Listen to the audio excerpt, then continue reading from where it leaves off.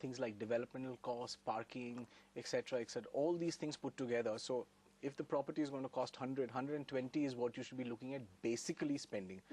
But you have to remember that you may not get funding for the entire 120. It's only the 100 rupees of the property plus maybe stamp duty registration is what is going to be given to you by the home loan institution as a part of the consideration for funding you. If you're looking for a home loan, there is, of course.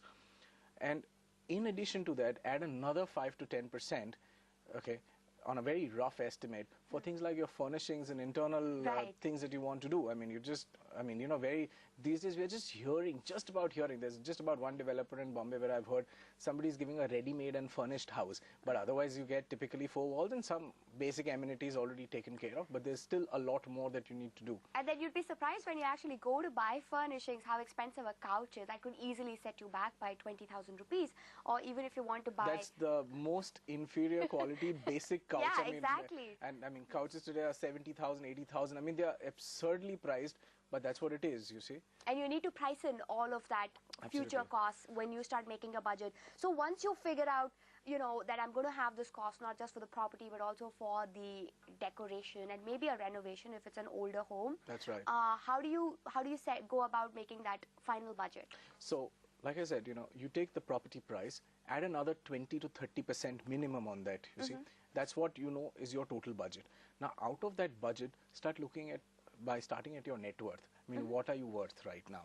Okay, whether you can afford or you can't afford. That will also decide upon the fact how many years you need to wait or how many months you need to wait before you actually get on to thinking about making this big purchase.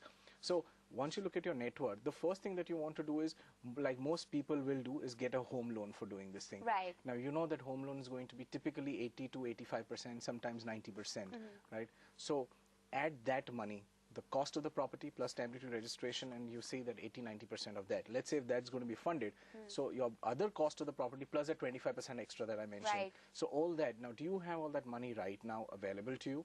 If you don't have it, the question itself doesn't arise that you need to then wait for as many number of months or years till the time you're able to put all that together.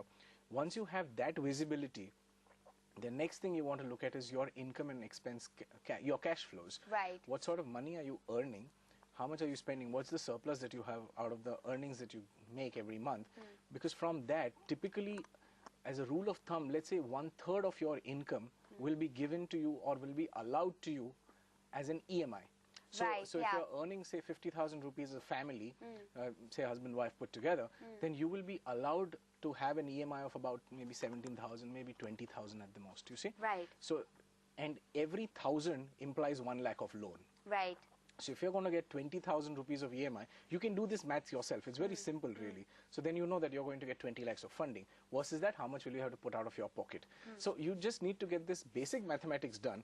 Once you get this basic mathematics done, then you're ready to think about considering to purchase a house. Right. Not really go ahead and purchase, but just to consider. You can consider now. And it's such a long process, isn't it? Once you figure out that, yes, I figured out I want to live in this city, and you figured out the mathematics of it all is that this is the amount of money that I need, and then you figure out what your EMI is going to be.